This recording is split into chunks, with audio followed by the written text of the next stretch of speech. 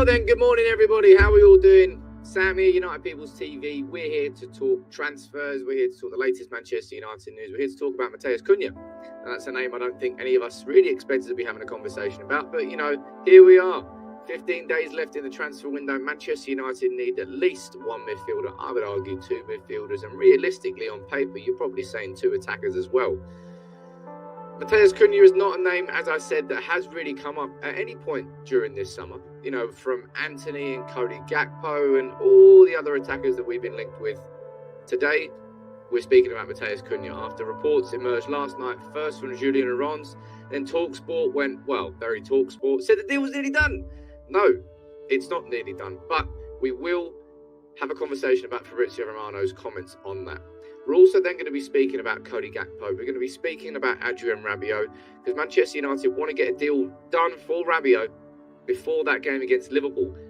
A game, by the way, isn't it weird in football, man? We've literally had the worst start we could ever possibly imagine. I think it's the first time in 30 years that we've been bottom at this point in the league. We go and beat Liverpool on Monday. We'll be top of the... we'll be above Liverpool. Easier said than done, of course. But Liverpool last night, Darwin Núñez got absolutely played by Anderson, who was just winding him up the whole game to the point, bang, headbutt goes in. But yeah, it's weird. So Ten Hag will be using that as energy. The players should be using that as energy. But geez, let's see if they can actually perform. I don't particularly think that. But look, who's down here in the comments? Let me see what members are down here. Atul, I can see you there. Good morning to you, sir. And good morning, Steve. I see you there. Manoil, Daisy. OGs, got Nomad, you've got Lawrence, got Malps, Rob Baldwin, how you doing, buddy? Charlie Hughes, Neil Driscoll, Michael Parsons Klein, Stephen Reacts. Good morning to all of you. Who's on Facebook? We've got Andrew Wright, we've got Mohammed Redouan. Good morning to both of you. Jonathan Robinson, lots and lots of you joining in on Facebook and YouTube as always. As you know, throughout the entire show, send in your comments, send in your questions. I'll try and answer as many of them as I possibly can throughout the show. I genuinely try to make this an interactive show, but let's get to it. Before I do start, the episode 3 of this season's podcast has been released this morning. I apologise to anybody who would have listened to that in the first couple of hours. I made a bit of an error. The audios weren't synced up properly. That's just an error on my part. I thought they were, but they weren't. Alas, let me off. Please, let me off. But look, I'll drop a link to the podcast on YouTube. The pinned comment is a link to the podcast. If you're listening on Facebook, not listening on Facebook, you're watching on Facebook, you can follow that link there. Download the episode. There's a couple of new members that have just joined there. Let me read your names out and give you a shout out. We've got AVN47. How you doing there, buddy? And there's one more up here. Where is it? It was Marcus. How you doing? Let me know where you're both watching from. I'll try and give you a shout out. But of course, we can't not speak about Matheus Cunha. That's going to be the starting point. I will move on to De Jong. This idea that a deal is expired for De Jong sounds a bit weird. I know it sounds a bit weird. I'll run through and explain that, but we are going to start by focusing on Matheus Cunha because certainly that is a big talking point. Jack, he's saying we've had about 70 different links since Brighton. Who do you think are the genuine first choices? Well, obviously the Arnautovic story was so misguided, that Arnautovic situation. There's going to be people that are going, Sam, that's Erik Ten Hag signing off on that. I think that's Erik Ten Hag going, Jesus, like what? I've got nothing left. I'm running on empties here. Running on empties. Yeah, I'll take Arnautovic. That's what I imagine the conversations went like. Luckily, the fans sort of, again, it goes to show, I think there's a bit of fan power. We saw it with getting the game cancelled against Liverpool. We saw it with the European Super League. Fans do have a voice, and fans can have an influence. Stephen saying, look, we hold you to a high stand. Honestly, I've been angry with myself for about an hour about getting the sync wrong on that podcast. But I'll bring someone else in now. I'll bring them in to help with the podcast. Make sure I don't do that again. That's all it's about. Sigma saying hi. Sigma from Haugesund? Anyway, nice to see you there, this buddy. Right, let's get into it. Let's talk about Cunha. The story started yesterday. I'm going to cover this as I always do. I know not everybody can join in these live streams, these interactive shows, so I will do a nice short 10-minute video on Cunha to go out this lunchtime as well, covering the full story of these links and explaining exactly what sort of player he is. But yeah, the links sort of started last night with Julian Arons. from ESPN saying Matheus Cunha is a target for Manchester United, according to my sources in Spain. He said he is on their shortlist for the forward they are looking for this summer. 23, 4 years left on his contract, but he would be keen to join United. And then TalkSport, being TalkSport, just being idiots. I don't know why anybody listens to anybody that has anything to do with TalkSport. All they do is create content to rile people up. They get Gabriel Bonahor onto what was it that he said? Some outrageous shit the other day. That's all they do. They just get people on to say outrageous stuff, to piss fan bases off, to get reactions. So lo and behold, let's not be surprised if TalkSport aren't accurate. And they're not accurate here. But last night the stories came out. Manchester United are close to signing Matheus Cunha from Atletico Madrid.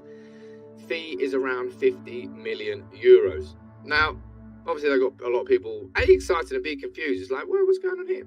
Oh dear, I can see down here in the comments, it looks like Santa Judge, or Santa Sigmund. I'll go Santa Sigmund. It sounds better. Sigmund down there gifting memberships again. Thank you very much, Sigmund, man. I honestly can't say it enough. Anytime anybody just donates memberships to other members of the community to make it bigger and better, it's amazing. So thank you very much, Sigmund. So everyone say thank you to Sigmund. But yeah, TalkSport, lo and behold, jumping the gun. Absolutely jumping the gun. Why, honestly, for the life of me, I can't say this enough. Do not listen to anybody on TalkSport. I suppose I haven't said this out in public before. They've asked me, like 3 times in the last 6 weeks, do you want to come on TalkSport? And I've just told them every time. I said, I don't want anything to do with TalkSport. Thanks for thinking of me, but move on. You can go elsewhere. Because it's important to have integrity, man. It really is. But anyway, moving on from TalkSport, Matheus Cunha, Fabrizio Romano said this about 10:15 last night. He said Manchester United had direct talks with Matheus Cunha's agents, as with many others in the last few days. No agreement has been reached with Atletico Madrid, and Atletico want more than 50 million, to sell Cunha this summer. Now, the immediate reaction to this story has been, he's only scored 6 goals scored 6 goals last season. He's not a prolific forward. This is a pure panic buy. Blah, blah, blah, blah, blah. Now, you'll know full well that I've been talking about the panic stations that Manchester United are at. But I tell you what, I'm not saying this for no reason, I don't think. The Cunha story, when you look at the profile of the player, rather than the amount of goals he scored, or whether he starts for the club that he's playing for, the profile of Matheus Cunha makes a lot more sense to me than so many other attackers that we've been linked with over the last few weeks. Whether that would be Icardi from PSG, whether that be Morata from Atletico, whether that be Arnautovic, whether that be even Sasa Kaladzic. Matheus Cunha makes far more sense than a hell of a lot of them. And I'll tell you what, as I say, like if you go over to Spain this morning, Cadena Ser, who's I think it's a radio station out in Spain, they're suggesting that basically Atletico Madrid won't let him go for anything less than the release clause. And I don't actually know what his release clause is. I'm going to try and find that out today. But it may well cost more than 50 million euros. And I'll be completely honest, that can't be too much of a surprise because Manchester United at this point now, even if Cunha was on a list of attackers, and we've had this list compiled and it's only just coming out now and it's not particularly a panic, it's going to be expensive because of the situation we're in.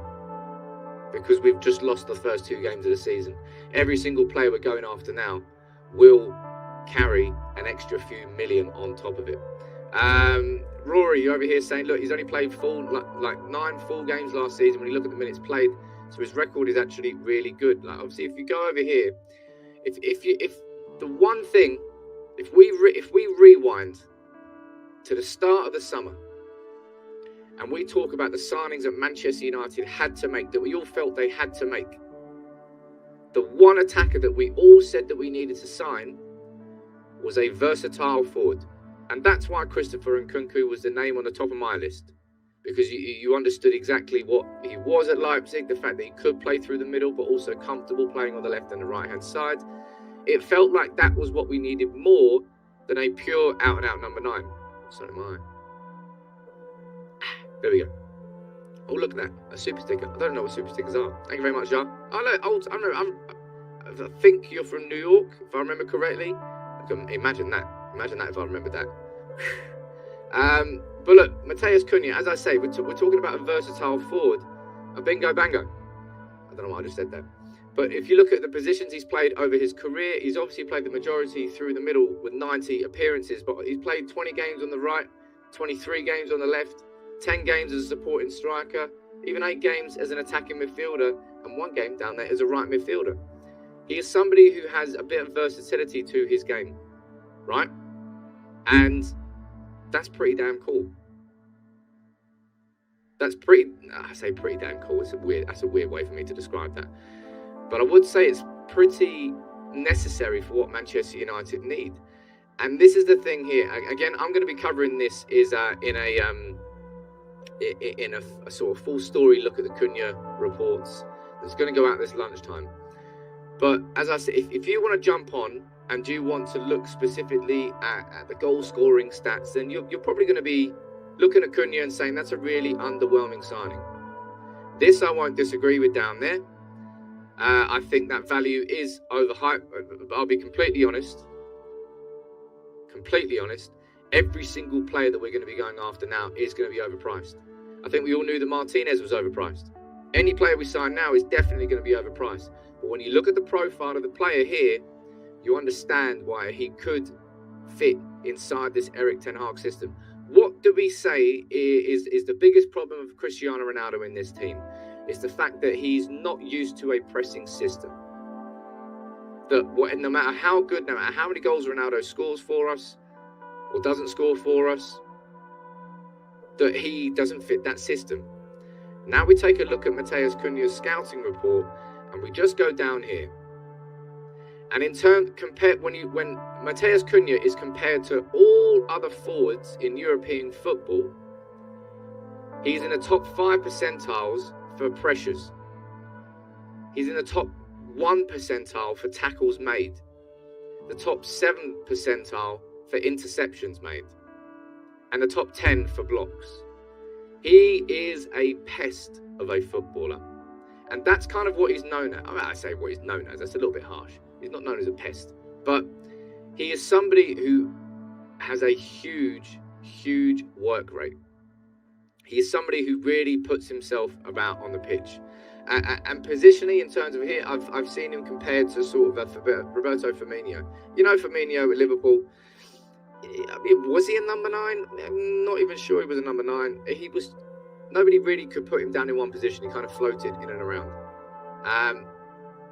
That's effectively what Matheus Cunha is. Now, what I'm going to do is going to do more research on him before I bring in the video out in lunchtime. All right, okay? And I might try and get someone on for an interview, try and get a little bit more detail. I'm going to have a full scouting report out on Matheus Cunha either later this week. Let's see what goes on.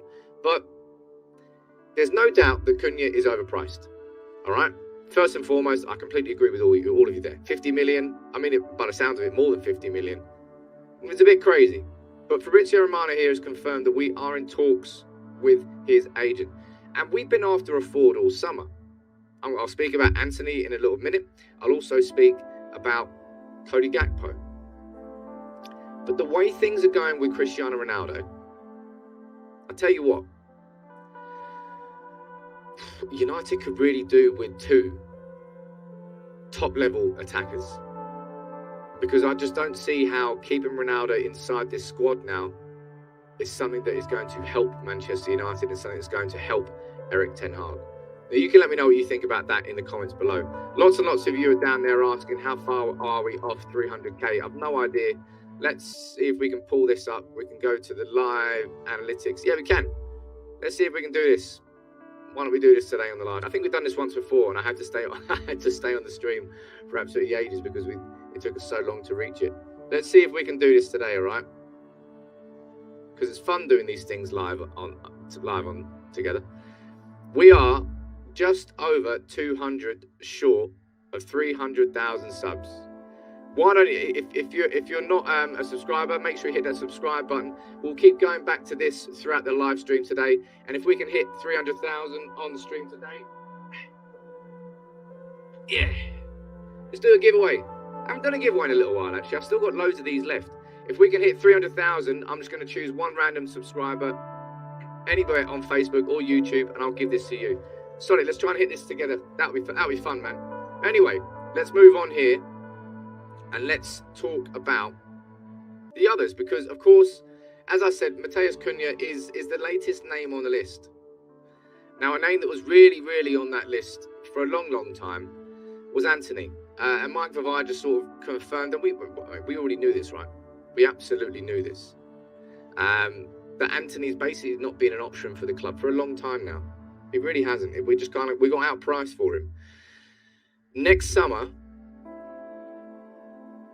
I'll be interested to know what you think about this, right? If you type the name in the comments, because next summer, Christopher Nkunku is going to be available for 65 million euros. That's his release clause. He's just signed a new contract extension. Would you rather sign Christopher Nkunku or Antony next summer? If you had a choice, you can only choose one.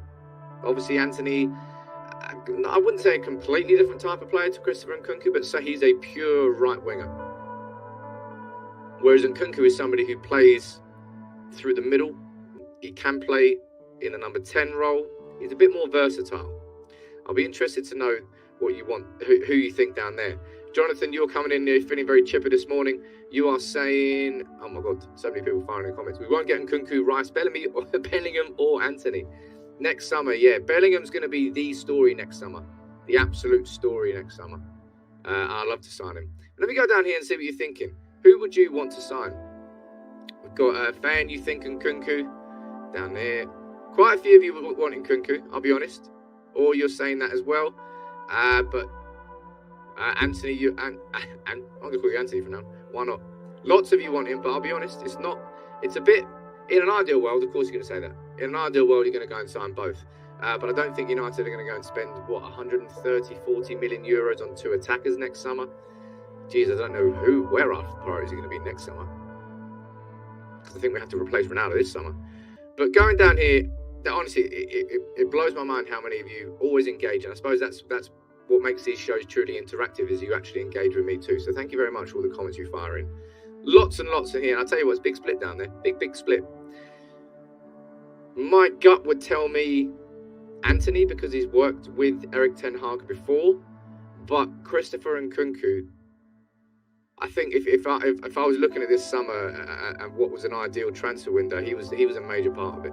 He really was a major part of it, because he's got such versatility. But I suppose it depends how RB Leipzig get on this year, right? Let's see if what happened last season with Nkunku happens again this season in the Bundesliga. If it does happen again and he puts in those sorts of numbers, then I think I personally would only choose Nkunku. So let's see what happens across the season. Gungshi, as always, man, thank you very much for supporting the channel. So this Cunha guy sounds promising. I hope to God we get some decent players in before the transfer window closes, and keep up the great work. Gungshi, man, thank you very much for the continued support on the channel. But yeah, over here, we're at 8. Look at that. We get it. We could make it here. We actually could make it. So we're only 160, less than 104. Was it 160? I can't do my numbers.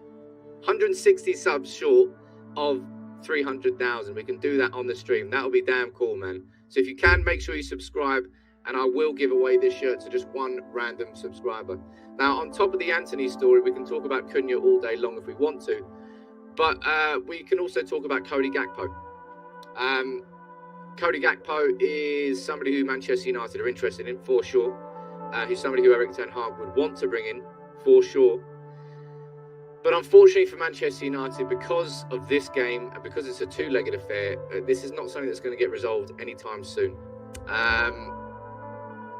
Rangers are playing PSV in the Champions League qualifying tonight, the first leg at Ibrox.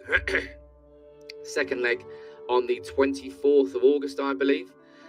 And yeah, Man United won't be getting Cody. Even if Manchester United are going to be signing Cody Gakpo because of this game, because of the two-legged affair. We won't be signing him anytime soon. We would have to wait another 8 days or so and then go after him. So if Cody Gakpo does join Manchester United, it's definitely going to be in the last week of the transfer window. So I'll be interested to see how these stories develop around Cunha. As I said, it kind of started from Julien Laurence from ESPN yesterday.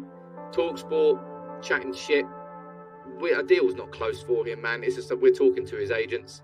And it was Fabrizio Romano who confirmed that over here as well. We're in talks, but Atletico Madrid don't particularly need to sell.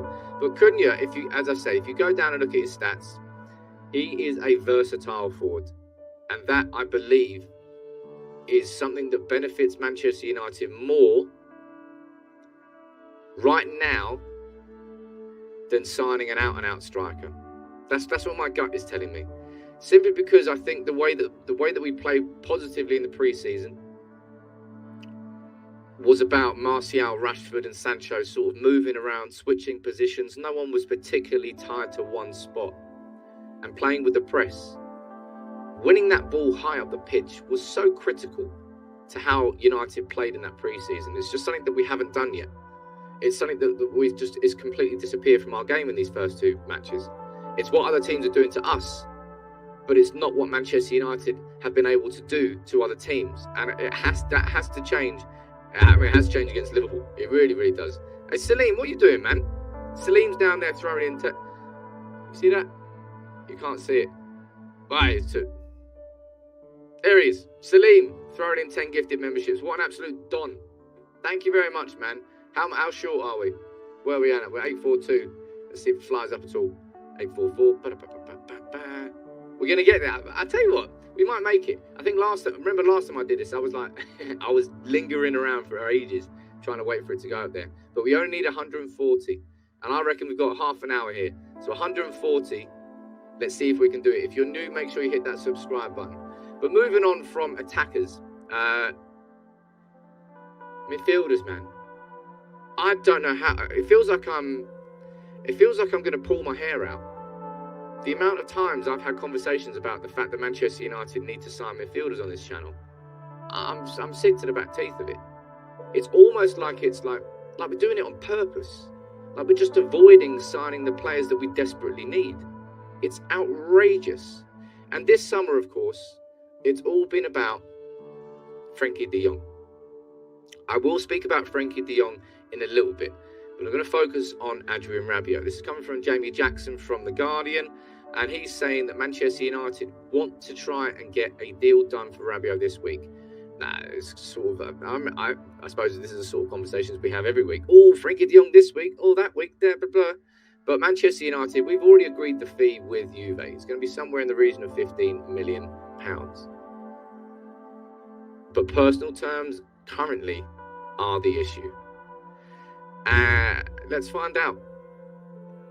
I suppose the concern for me would be, even if Rabiot does come in, and even if Rabiot turns out to be a fantastic signing for Manchester United, then it's still going to take him a bit of time to adjust to the Erik Ten Hag system, isn't it? The Ten Hag system isn't something you can just walk in and go, sweet. No, that it took these players like a good few weeks of hard training so they get fit enough to even play it, and B, to actually understand the nuances behind it. So even if Rabiot comes in, I can't imagine him coming in straight away and going into that starting 11. Hypothetically, I'd like to know the answer here.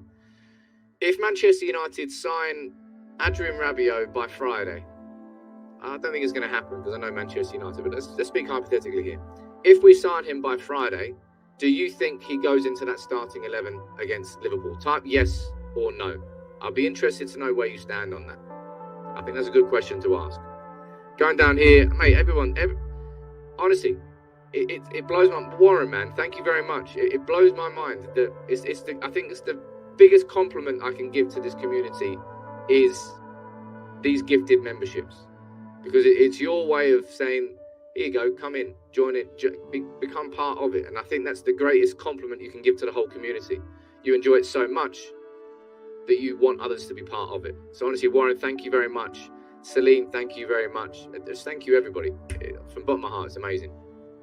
But let me go down here and see what you're thinking. Loads and loads and loads of comments coming in. I'm just going to put them up on the screen. You can see, I would say the majority of you are saying no. You don't think that he would start if he does come in. But not all of you. Absolutely not all of you, for sure. Quite a few of you. Some of you do.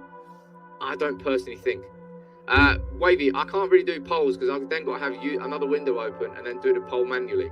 It's a bit annoying. You should be able to mod YouTube if you're watching, which you're not. You should be allowed. Mods should be allowed to start polls. What's the whole? That's the point of a mod. A mod should be allowed to control that part of it. Sort it out. But anyway, I personally think we'd see Rabiot on the bench against Liverpool. I can't imagine he would go straight in to the starting 11. I might be wrong. But I don't think I'll be wrong for the fact that he probably won't be signed before the game against Liverpool on Monday. And honestly, it really is. It's just the way football works, right? The start to the season could not have gone any worse. But if we beat Liverpool at Old Trafford, we go above them. And of course, that's a major if. They beat us 9-0 in aggregate last year. And the one thing, some bastard slid into my mentions on Twitter yesterday with some clip from a video I did. I said that the one thing I can guarantee this year is that United won't be a joke of a football club. And of course, that's come back to haunt me immediately. That's the one thing I really expected to see from United this year. Like even if we lost, there was going to be a manner of a performance, and it's still the thing that stings the most.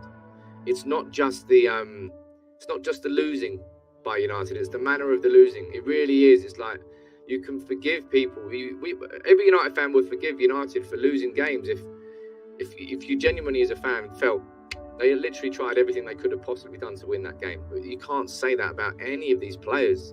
They still look like charlatans. They still look like they're just all they're doing. Like the most inconvenient part of their week is a match day. The rest of their week is absolutely sound. It's like, oh, fucking hell, I've really got to go out and play football. Oh, all right, okay, fine, I'll do it.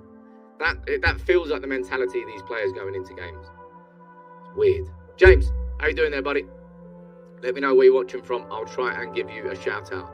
Let's see where we're at now. Where we're at, we're just 140 shy, 130 shy. Yeah, we're getting there, people. We're getting there. I reckon we can do this. I think we can. Oh, look at that. Look, just jumped up there. I just looked down at my phone. We're just under 100 short of 300,000. If we can hit it on the stream, I'll just choose somebody randomly and I'll give this away. Why not? You can give to me, I'll give back to you. That's what I like doing. It's a great community, man. It really, really is. Dan, you're saying going above Liverpool in the league should be more than enough motivation for these clowns to put in some sort of effort. It's the perfect opportunity for Erik Ten Hag to bury what has been an abysmal start. It's the perfect opportunity for these players to flip that on its head. The conversation will change if we beat Liverpool. Of course, it is a massive if. But come the fuck on. It's these games where last year I personally lost the respect of so many of these United players. Like just watching us watching us just like, I don't know how to describe it. Last year we just like bent over. We let our greatest rivals have their wicked ways with us, and there was not a peep from them. I mean, remember how pleased we were when Hannibal came on at Anfield, because it was the only sort of spark that we saw from any player on that day. That can't happen against Liverpool on Monday. Liverpool are a far better team than us. Liverpool should be beating us. But if we're going to go down against Liverpool, we have to go down with a fight. And that's the bare minimum. But if we can sneak a win, that'd be nice. James watching from Kettering. Nice to see you there, buddy. And lovely to have you on board. Digby saying, look, Sam, at the end of the window, can you redo your predictions? Europa League winners seems pretty far off, unless we get more players in.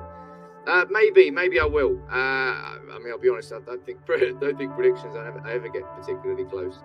But when it comes to the one transfer this summer, which has dominated everything, of course it is. Of course it's Frenkie de Jong. And was it a risk? Yes, it was a risk.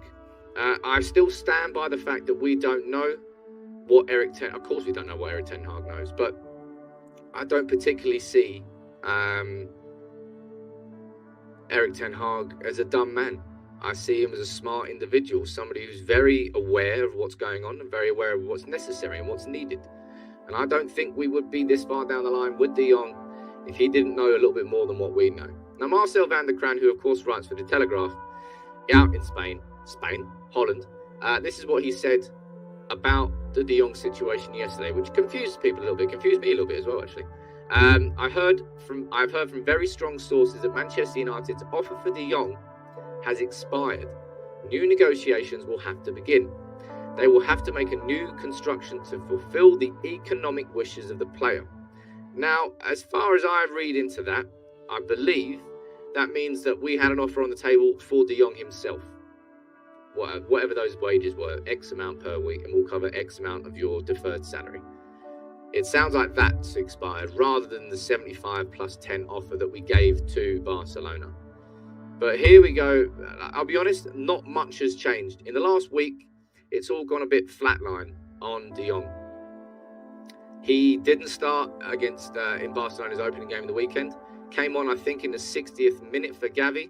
Now, Busquets got a red card in that game, so De Jong may well start their next game. He may well start, and if he doesn't, then Jesus Christ, they really don't want him to play. But De Jong, I don't see this going quiet until the summer transfer window is over. This will definitely go to deadline day. I mean, it'll be a great deadline day signing, but geez, I wish we signed him earlier. But yeah, the De Jong situation is not dead yet. Marcel van der Kraan saying that our offer for De Jong is sort of expired. It's kind of weird, but we must have just put a deadline on it, presumably. I don't know. But look, let's go over here. Let's see where we're going to. Lots of you are mentioning down here. Ratey short there. Is he going to jump up? I don't know. 922. So we're just shy of 80 from reaching the big one. Well, it's not a big one, really. Well, it is a big one. Honestly, I find it a bit weird. I don't know. I don't really like speaking about subscribers or anything like that, but it's cool as fuck. But there's less than 80 of us that need to subscribe, and then we can do this giveaway. We're nearly there. I reckon we can reach this on the stream, man. There's a comment there. Someone sent us a super chat. Let me read that out for you. Tensiu, what are you saying, sir? If we manage to hijack the Malacia deal, we could hijack Raspadori. What's your thoughts on Daichi Kamada and Are you making these players up? Raspadori, Daichi Kamada. These sound like regens on Football Manager. I've got no idea who any of those players are. I'm sure they are real, though. Speaking of real, and speaking of what's going on this summer, I've spoken about Ronaldo in quite a lot of detail, and you'll know full well how I feel about it now. Like, my only agenda, and I keep getting accused of agendas. Oh, you've got such a pro Ronaldo one. How about Maguire? And I was like, bro, have you not seen what I've said about Maguire over the last 12 months? Have you not seen what I've said about Shaw? Like, my only agenda is for Manchester United, and I can see now that Cristiano Ronaldo is somebody who is not helping Manchester United. Now, I said yesterday that Ten Hag will definitely be considering letting him go, and you can see right here. This is from Duncan Castles, Paul Hurst and Charlotte Dunker, a little triple threat from the Times. But Duncan Castles, you'll remember, was the man who originally broke the story of Ronaldo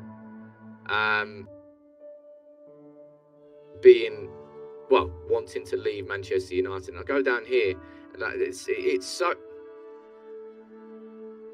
It makes me angry. It makes me angry. I fucking love Ronaldo.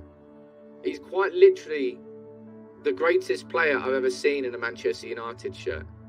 But he is a petulant little child. And how can you argue otherwise?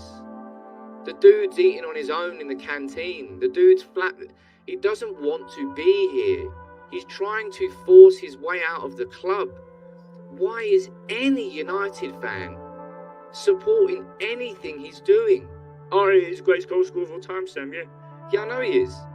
But people, like, you're not United fans if you're supporting what Ronaldo is doing. And it blows my mind. It really blows my mind, honestly. The only agenda I've got is pro-Manchester United. I want to see Luke Shaw dropped against Liverpool because the guy's been playing absolutely cack. I wanted to Harry Maguire removed as captain. I disagree with the fact that I wanted Harry Maguire sold, ideally, but that's not happening. It's just, there's no individual personal vendetta or agenda. Why would I want that against, like, literally, he's not my favourite ever player, but he's the most exciting player I've ever seen playing a Manchester United shirt. Like, for the life of me, I don't get why anybody is riding Ronaldo anymore. It's fucking weird. It's just straight up weird. All right? And that's all I want to say on it. Well, it's not all I want to say on it. I've had to keep talking about it. But he's got to get out of the club. He doesn't want to be here. And he's damaging a dressing room now, which Erik ten Hag is trying to put together. Erik ten Hag is trying to build a dressing room where everybody wants to be there. And you've got here, you've got Ronaldo, who does not want to be here. And whether it's Ronaldo, Maguire, Shaw, McTominay, Fred, Rashford, De Gea, any player, if they don't want to be here, I don't want them at my club. And that is a very, very simple logic. Really, really is. So anybody who's trying to do that as a personal vendetta, you're trying to find stories where they don't exist, people. You're trying to create, let's leave it. But let's see if we can reach it. What are we at? We are just shy, is it 70? So yeah, it's just about to hit 60 shy. Yeah, we're definitely going to hit this on the stream, people. One of you is going to win this bad boy, and it's cool. We can do that. It's really, really fun hitting milestones on streams live together. It really, really is. Stephen, what are you saying? If Ronaldo wants to leave, let him leave and get rid of the rest of the deadwood as well. Give players that want to play for the badge a chance. Tony, you're down here saying, look, no one wants him. Where will he go? I'll be honest, that's the only, in my opinion, that's the only reason Ronaldo's still here. Ronaldo's here because there have been no suitors. His agent, Jorge Mendes, went and hauled him out to Chelsea, Bayern Munich, PSG, Juventus, and the answer was no every single time. That's the reason Ronaldo's still at our football club. But yeah, it's I would say this Ronaldo situation has been one of the most, not divisive, it's the wrong way to describe it, but I'm blown away by the fact there still are seemingly so many United fans who want to stand up for Ronaldo. Oh yeah, but United haven't signed any players this summer. Yeah, I know that he's got the mentality. Yeah, he does, but it blows. It staggers me. I know that Ronaldo might have some justification for not being happy at the club, but to be acting the way he is acting, nah, man. You can talk about him being the biggest professional in the world.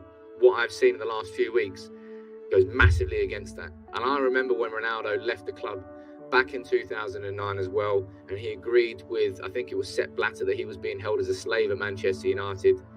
He still played pretty damn good the season after, but he wasn't this player from the season before, and he didn't become the Ronaldo that we all know until he went to Real Madrid, until he got what he wanted. And that's what Ronaldo has done his entire career. He's done what he wanted to do when he wanted to do it. And that mentality is what has made him the greatest of all time, but that mentality is also making him right now a petulant little child. Jitsu, how you doing there? Nice to see you joining as a member. But yeah, my God, this Ronaldo situation is it's crazy. Speaking of crazy, right? I'm sure you saw Monday Night Football last night. Did you see this? Because this was staggering. What we'll do is we'll run through this together because there are so many names in weird positions on this list. I think that Sky Sports were trying to piss people off. I think we're going to reach this quite soon. Where are we now? We're at 45 short. Is that going to jump up anymore? No? Right, we're 45 short. So anybody who hasn't subscribed, make sure you subscribe to United People's TV and we'll hit the magic 300k here together. But look at this. As I said, this was crazy. So this was Gary Neville and Jamie Carragher last night on Monday Night Football, ranking every major signing that we've made since 2013. And they've only put 2 players down as successes. And I'll be honest, I don't really know where to start here. There are so many people in the wrong... I could almost do a separate reaction video on this. Honestly, they must have just done this just to wind people up. They really must have done this just to wind people up. Because Marouane Fellaini, I wouldn't put him in a red. I don't particularly like him. I'd put him in an amber. Juan Mata, how the fuck are you putting Juan Mata in a red? That's made me quite, not angry, but Juan Mata in a red? Are you being crazy? In he goes into an amber. Rojo, you can stay there. Di Maria, you should be down at the bottom. Daley Blind, down as a red. I mean, what? He should absolutely be an amber. Memphis, yeah, you can argue red. Alright, you can argue red. Darmian, you can argue red. Schneiderlin was a red. Martial, I think it's a little bit harsh. But if you want to argue it, you can probably argue it. I would probably put him in an amber as well. Erik Bailly, I mean, I wouldn't put him down at the same level, anywhere near the same level as Schweinsteiger and Di Maria, but I put him at the bottom of the amber. That's what I would go for. Mkhitaryan, yeah, he can stay in red. I mean, Paul Pogba, I really wasn't his biggest fan of Manchester United. I really was not. But you can't put him on the same level as Angel Di Maria. He would have to go into amber. Lindelof, definitely in amber. I mean, he's not been that fucking bad. Lukaku, yeah, you can stay there. Sanchez, well, you can definitely stay there. Diogo Dalot, that's a little bit harsh. Again, Dan James, right, fair enough, you can argue that. Wan-Bissaka, I agree. Van der Beek, I'm not going to argue to move him anyway, really, I'll be completely honest. Alex Telles, yeah. Ahmad, well, as it stands, yes. Jadon Sancho, you're dismissing Jadon Sancho down there. I mean, ridiculous. And look, a lot of people are going to say Harry Maguire. How are you putting him in the amber? How is Fred in amber? I would definitely put Fred in amber. I would definitely put Shaw in amber. I would put Matic there too. Yeah, if you want to. But honestly, I think they just did it to make people angry because it's such an outrageous list. And I honestly don't. It's crazy. It really is. It is almost worth a separate video to react itself. But there's too many important things going on at Manchester United at this moment in time to focus on that. I need to do the Matheus Cunha video this afternoon, and there's also a thread that I want to speak about next on the Glazers that we need to have a conversation about too, because it's so important that we focus on what is necessary at the club. And I've said this, I think I said this yesterday, I said it on the podcast. It feels not only that there's energy against the Glazers and wanting to remove them as owners of Manchester United, but it also feels like it's a bit at the right time. And I think I might do a separate video on this in itself, because I feel like this is a big thing that needs to be focused on, because the Glazers' strategy at Manchester United was to turn us into that commercial powerhouse, which they did up until 2017. And since 2017, our commercial ability has flatlined and actually gone downwards. We're actually losing money. And that's allowed Liverpool and City to dominate. But their strategy has always been, when you finish in the top four, reduce the spending. When you finish outside the top four, increase spending to get back into the top four. That's been the Glazer business model. But the top four now is so competitive that the amount of money you need to invest to get there is insane. Now, this thread here from Swiss Ramble, I am going to do a video on this separately. I don't know what day I'm going to release it this week. I might do it on Saturday because we don't play, of course. No, actually, I can't do it on Saturday. I don't know what day I'll do. Maybe I'll do it on Friday. But I'm going to do I'm going to title the video the most important Glazers video that every Manchester United fan needs to watch. Because this thread here is really going to detail. It's a fantastic thread by Swiss Ramble. If you don't know who Swiss Ramble is, I believe he's based in Switzerland, a football financial expert. And in here, he breaks down. And honestly, this has got a lot of data, a lot of information. I could keep going and keep going and keep going. Oh, look, there's a moose. Anyway. But yeah, I'm going to cover all of this in a separate video. It's a bit too complicated, and there's too much information for me to be able to do that in a live stream. So it needs to have a separate conversation. But right now, keep fighting the fight against the Glazers. I'm going to be going to the game against Liverpool on Monday. I'm going to be joining in the protests. I'm going to be part of it because I feel like I need to be there.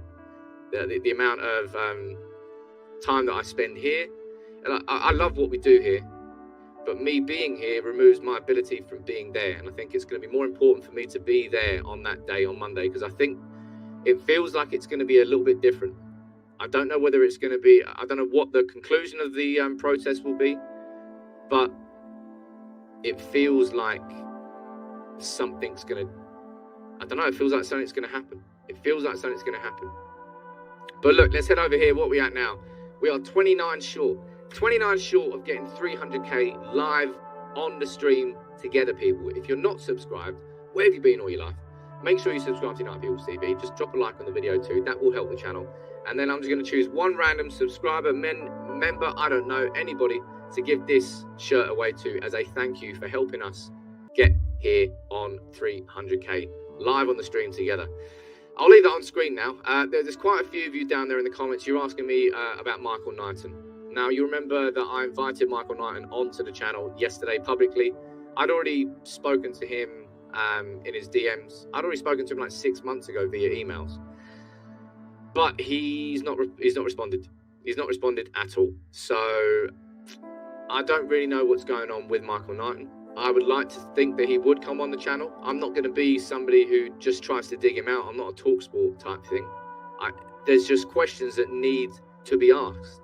There's questions that have to be asked to Michael Knighton if we as fans are going to be taking him seriously and the consortium seriously and the idea that they could take over Manchester United, because there's too many question marks and not enough answers at the moment. Mate, I love Orr. Orr is one of the OGs of the channel. He was here, one of the original members. He's going crazy down there. He's really going to get divorced because he's dropped in another 50 memberships. Mate, you are an absolute legend, man.